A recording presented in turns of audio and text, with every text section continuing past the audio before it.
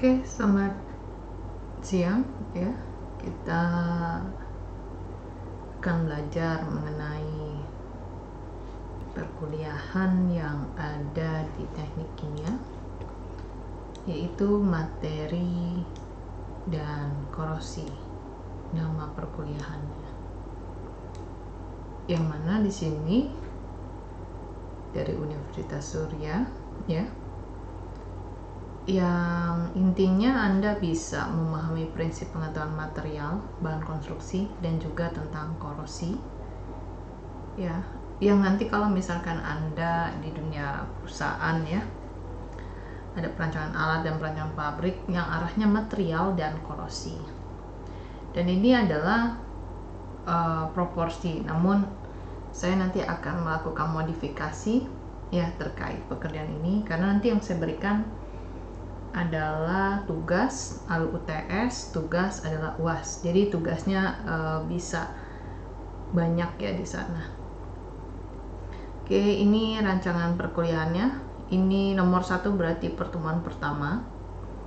Ya, di pertemuan pertama ini hari ini kita akan mempelajari peranan ilmu material dan dasar-dasar klasifikasi. Sedangkan untuk paduan ya, aloynya ini nanti akan di minggu kedua, karena bisa dikatakan ada beberapa lengkap dan tidak lengkap lah ya ini. Nah, selanjutnya di minggu ketiga ada perilaku mekanik ya. 4 ada struktur kristal, 5 adalah cacat dalam benda padat, 6 ada dislokasi dan penguatan, 7 kegagalan logam, 8 UTS, 9 ada diagram fasa, 10 transformasi fasa, pengolahan panas, keramik, polimer, hingga akhirnya ke korosi ya di sini. Dan Anda harus mengingat materi-materi yang diajarkan ini, karena nanti tugasnya adalah hampir keseluruhan dari materi ini ya. Kalau tugas dikirimkan berarti sebelum UTS, berarti di hari pertemuan ke-7 ya. Jadi kalau mulai kuliahnya jam 1 ya, sebelum jam 1 dikirimkan tugasnya. Kalau UTS ya pas hari UTS-nya yang dikirimkan dan dibahas di sana ya. Nah, ini bukuannya bisa dipakai adalah Kalister ya. Bisa juga Introduction to Physical Polymer Science, lalu The Science and Design of Engineering Material, sama Fundamental of Ceramic, dan mungkin bisa materi-materi lainnya ya. Oke, kita berarti pertemuan hari ini tentang peranan ilmu material ya dan dasar-dasar klasifikasi. Ini bukunya edisi ketiga, edisi yang saya dapat ya. Kalau dilihat sih, kita lihat buku ini terbitan keberapa ya?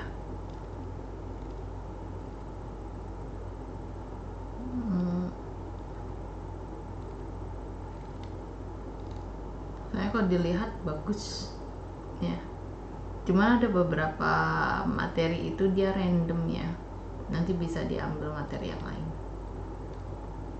ya.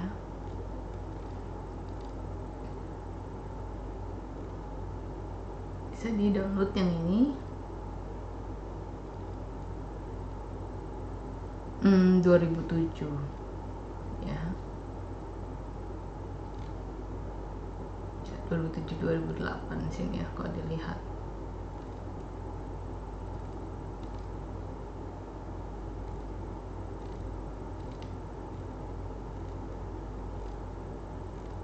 Kita mau lihat dulu yang daftar isi.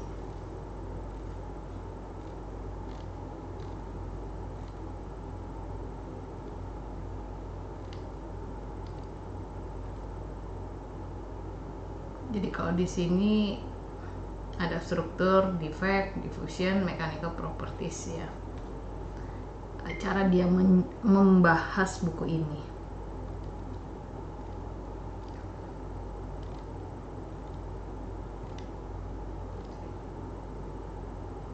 Nah, di sini tuh setiap materinya itu di setiap bab dia nyisipin ya material of importance.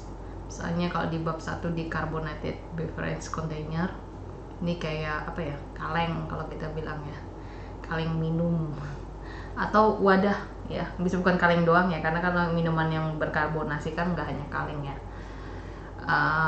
botol kaca seperti itu. Nanti di bab kedua itu dia nyisipin material of importance-nya itu adalah water, lalu tin, katalis, dan kawan-kawan. Dan saya harapkan di akhir perkuliahan ini nanti saya berikan email saya, Anda mengirimkan catatan ini ya, catatan dari perkuliahan ya. Jadi karena pandemi ini, jadi Anda harus bisa memastikan ke arah sana. Dan dikumpulkan di hari itu juga.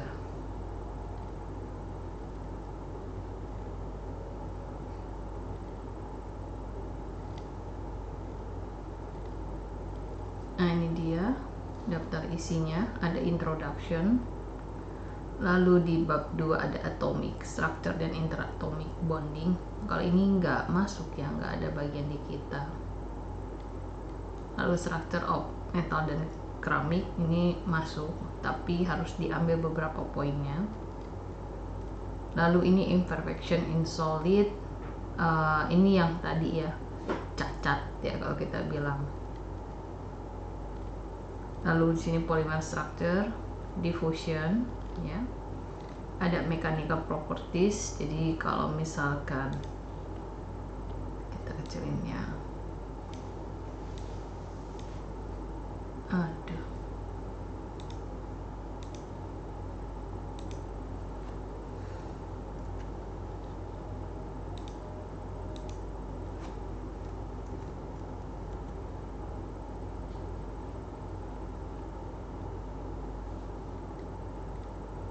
Nah, struktur kristal nih ya.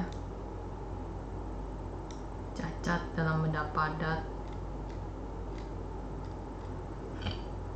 Aduh, ini dia ya, cacat dalam benda padat, tapi yang diambil hanya cacat titik, garis, bidang, dan volume, tapi bendanya bisa ke arah besi, tembaga, aluminium, titanium, super, paduan super, keramik, dan polimer ya. Lalu ada dislocation di sini, deformasi dan mekanisme penguatan logam ya. Lalu ada kegagalan logam, sini ada patah, fracture, sama fatigue ya. Lalu di sini ada diagram fasa. Apa ini?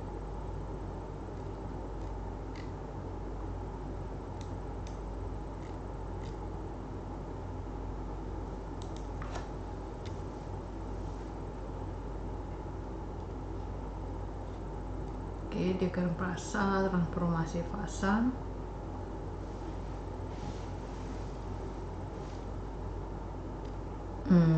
Kayaknya kalau yang sini nggak ada yang itu ya. Berarti nanti bisa pakai buku yang lain, disesuaikan dengan kebutuhannya. Atau ada di sini ya, yang biner ya di sini. Lalu transformasi fasa, pengolahan panas. Ini ya, transformasi fasa ada. Berarti cukuplah buku ini. Tapi nanti bisa, karena yang paduan besi dan kawan-kawan tuh nggak ada di buku ini, setahu saya. Terus ada pengolahan panas, lalu masuk keramik, polimer. Nah, ini bisa ngerandom ya, ada di minggu-minggu yang lain khusus untuk yang keramik dan kawan-kawan, karena tadi ada di atas. Nah, ini kalau yang panas ya, thermal processing panas nih, annealing sama panas nih ya. Lalu yang terakhir dia, nah di sini kan nggak ada, langsung masuk korosi. Nah, sedangkan kalau yang bab-bab di atas tadi dia udah masuk ke sana, yang untuk keramik dan polimer. Jadi harus gabung dengan buku yang lain lah kalau kita bilang.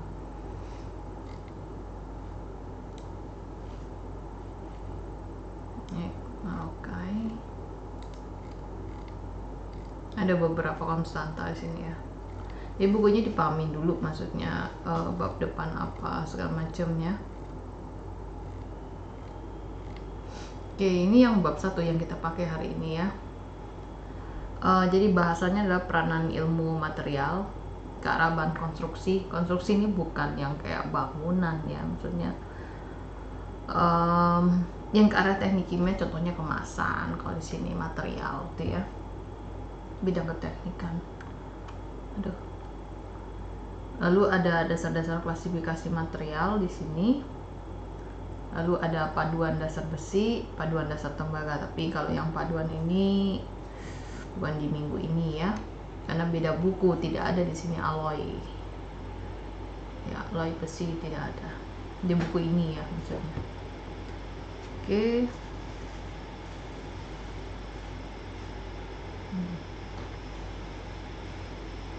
Di chapter 1 ini dia lebih kepada pengenalan dulu ya. Pengenalan, dan di sini ada karena material ya. Dia contohkan di sini tuh kayak kamu bisa lihat ada apa namanya? Kemasan minuman. Ya. Ini pakai kaleng. Dan ini aluminium. Ya, dikatakan di sini ya, dan aluminium itu adalah logam. Lalu sama ya, contoh aja nih ya, Coca-Cola sama dia apa namanya, botol ya, botol keramik. Dan ini yang dulu lama sekali, dan mungkin beberapa toko masih ada ya kalau di Indonesia, toko-toko kecil seperti itu. Jadi dia butuh mesin pendingin biasanya. Tapi kalau yang berpergian jauh ya pakainya pasti kaleng aluminium. Oke, selanjutnya agak gede size-nya ya, kemasan minuman, yaitu botol plastik ya, atau polimer di sini. Kenapa nggak botol kaca aja ya, berpikir kan gitu ya, semakin besar. Yang sekarang kita imajinasikan saja ya, maksudnya kita balik misalkan ya. Kenapa nggak ini kita temuin dalam bentuk volume yang lebih besar? Ini juga ngebayangin, atau sebaliknya dengan ukuran yang lebih kecil, ada kaleng, ada botol keramik, botol kaca, terus sama botol plastik. Ya, ngebayang dengan posisi ukuran kecil, ukuran segini sama ukuran segini ya. Kenapa material yang aluminium itu lebih cenderung dengan ukuran sekian yang kecil, botol keramik ukurannya sekian, dan botol yang besar mungkin ini 1,5 liter ya, yang kalau di Indonesia ya umumnya ya. Tapi ini akan ada angka 2, jadi berpikir apa 2 liternya. Kita anggap 1,5 liter ya, yang umumnya kita lihat. Nah, terus juga cara memberikan label. Kalau ini dia kesannya menyatu dengan badannya. Ini juga sama ya, bukan kayak kertas ya, tapi kayak plek dengan badan kacanya. Kalau yang ini rata-rata kertas, kayak stiker. Ya, kalau dilihat kita umumnya ya, bisa lihat di minimarket. Nah, ini yang umum kita lihat ya, untuk sebuah material. Nah, ini dia ya. Setelah pertemuan pertama, saya akan mengarahkan Anda mencari artikel ya, yang ada kaitan dengan pembahasan perkuliahan kita. Jadi nanti endingnya ini yang ke arah UAS ya, dengan materi-materi ini ya. Jadi misalkan Anda mengambil artikel, dan artikelnya itu saling berhubungan nantinya ya, apa yang mau Anda nanti kebentuk dengan kerangka berpikir untuk ke arah review artikel. Jadi per minggu Anda ngumpulin 2 artikel bahasa Inggris ya, artikel yang internasional ya, yang dari Scopus yang kita ambil ya. Terus di dalamnya Anda bahas isi kajiannya ya. Anda bisa breakdown, bisa dari teori, bisa studi kasus dan kawan-kawan. Nah, ini yang arah ke UAS. Karena kalau jawab-jawab latihan ini nanti akan ada di ending setiap perkuliahan, nggak terlalu sulit masalahnya.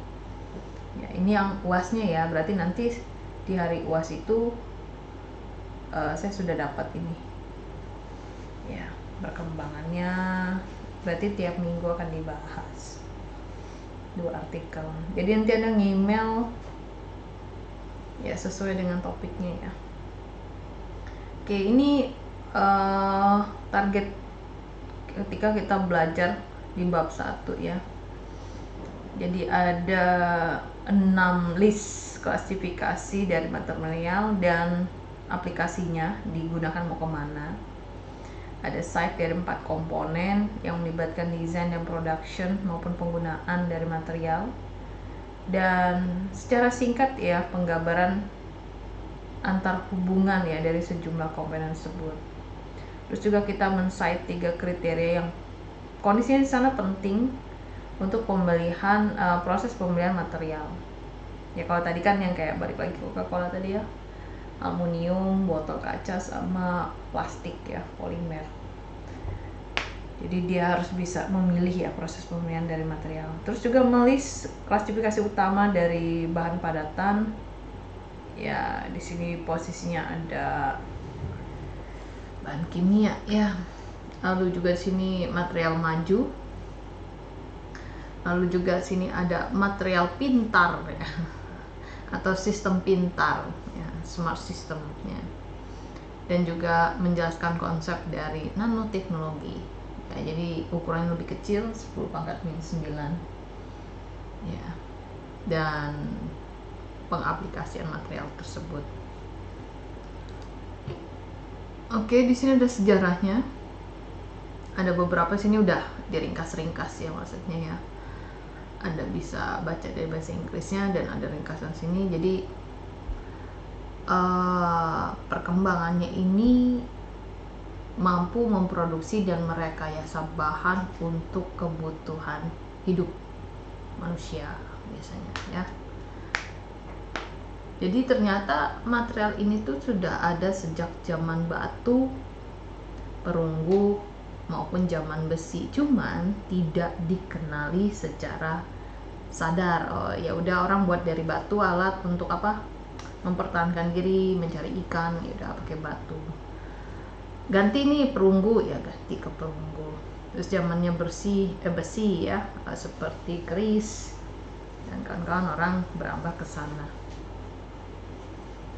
Nah,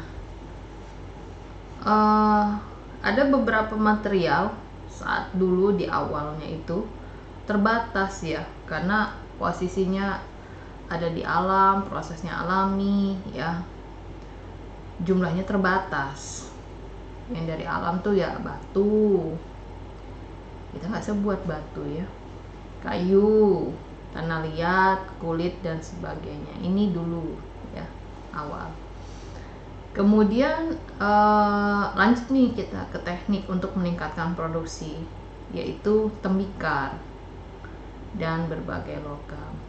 Sudah selesai itu kita ubah sifat yang ada di material sebelumnya lewat perlakuan panas maupun penambahan zat lain agar sifatnya lebih bagus, lebih kuat untuk tujuan yang lebih tinggi. Dari situ akhirnya kita melakukan proses pemilihan untuk menyesuaikan mau digunakan kemana nih, karakteristiknya mau kemana nih ya. Akhirnya mulai ada apa ya, mengecek ya hubungan antara elemen struktural bahan dan sifat-sifat yang dimiliki. Jadi itulah kelebihannya ya. Kalau ada yang kurang kita substitusi, kita cek agar kuat sifat dan karakternya dari struktur bahan. Akhirnya lewatlah 1 abad evolusi. Di situ kita mau lihat karakternya, dan masyarakat mulai menjadi masyarakat modern dan kebutuhannya kompleks ya. Yang awalnya tadi mungkin batu, kayu, tanah liat ya, tembikar, logam, berubah keluarlah istilah plastik, gelas, dan serat. Ya. Nah, serat ini kan dari alam, cuman tidak terlihat mungkin ya, karena dari tanaman.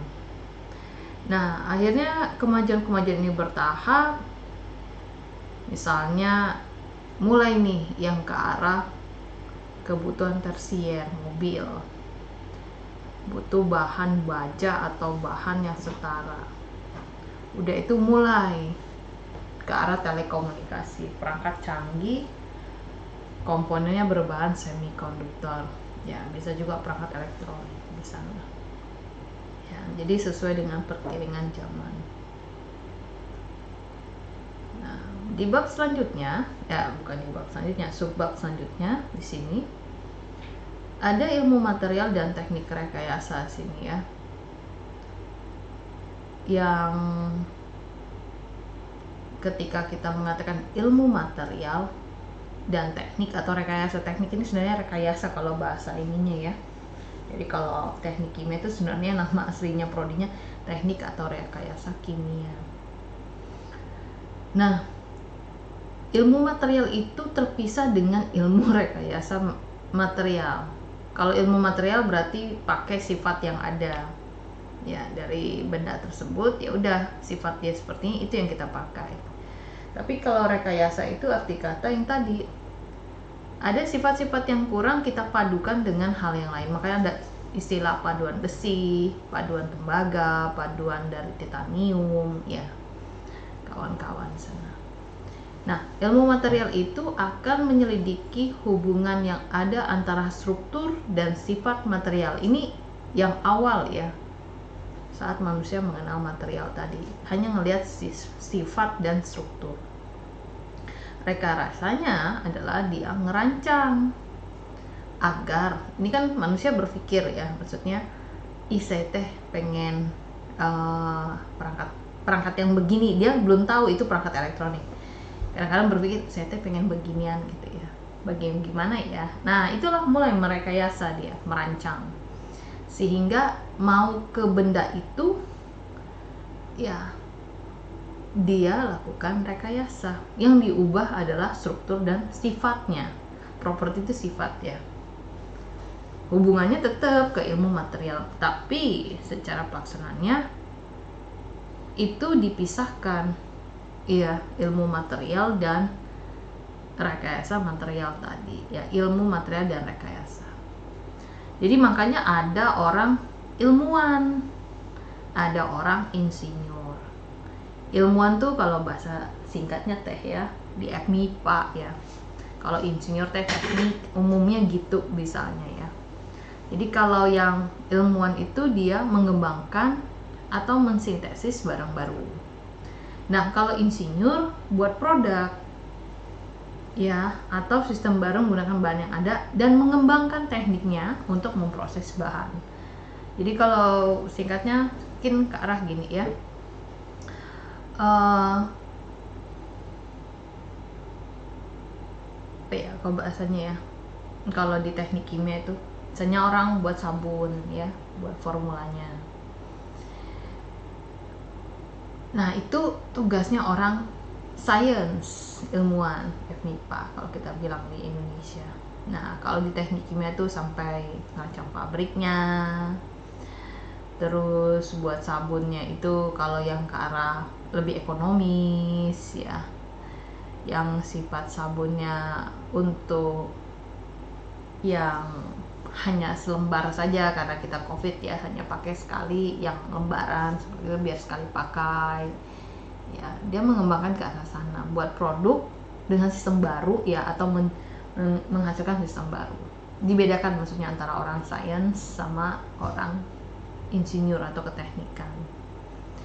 Nah, itu akhirnya mulailah ya bahwa keluaran dari perkuliahan ini tuh yang dibahas adalah struktur, sifat, pemrosesan, dan kinerja. Seakan struktur properti itu adalah ilmu material, pemrosesan kinerja arahnya ke insinyur. Jadi dipisahkan. Oke, dari hal yang tadi ilmu material dan dan rekayasa akan dibahas. Pertama struktur dulu, ini kan struktur, properti, pemrosesan, dan kinerja. Struktur dulu ya. Struktur ini kaitannya dengan komponen yang dimiliki suatu bahan. Kalau bisa dilihat dengan mata telanjang namanya makroskopik itu. Tapi ada yang kita butuh struktur yang kayak subatomik, mungkin kita butuh alat kayak mikroskop ya. Itu dia berarti mikroskopik ya. Dan melibatkan peran-peranan alat tambahan tadi yang kayak mikroskop ya. Berarti dia ke arah atom, dan sekarang tuh udah bahas ke subatom. Mungkin akan ada lagi yang di bawahnya subatom. Selanjutnya properti atau sifat di sini ya, sifat dari material. Mau lihat jenis dan besarnya respon dari apa ya? Reaksi yang diberikan bisa, stimulus yang dipaksakan bisa ya. Dan tidak bergantung pada bentuk dan ukuran material, karena nggak bahas struktur, dia hanya membahas dengan sifat. Misalkan kita kasih gaya, akhirnya dia mengalami deformasi, perubahan bentuk. Permukaan logamnya dipoles nih, jadinya mengkilat. Kalau mengkilat bisa memantulkan cahaya, jadi ke arah sifat ya. Nah, akhirnya sifat bahan yang posisinya padat itu bisa diklasifikasikan menjadi 6. Mekanik, listrik, termal, magnetik, optik, dan meteorooptik. Kalau mekanik berarti dia menghubungkan deformasi ya, gaya di sana, bisa modulus elastisitas maupun kekuatan. Yang listrik, konduktivitas listrik, konstanta dielektrik. Termal yang kalau kita dengar ya konduktivitas termal, kapasitas panas ya. Magnetik berarti penerapan medan magnet. Optik berarti radiasi elektromagnetik, indeks bias. Jadi sifat-sifat optik kalau di sini ya. Jadi disesuaikan dengan nama sifatnya di sini. Lalu ada deterioratif, itu dia penurunan mutu atau karakteristik. Ternyata ada juga ya, misalkan suatu benda karakternya bagus gitu ya, mungkin untuk ke arah yang dituju diturunkanlah sedikit karakteristiknya ke arah reaktivitas kimia. Yang selanjutnya setelah tadi kita bahas pemrosesan ya, sini pemrosesan dan kinerja. Kalau pemrosesan itu adalah struktur bahannya mau diproses kemana nih. Nah, kinerjanya berarti fungsi dan sifat-sifatnya.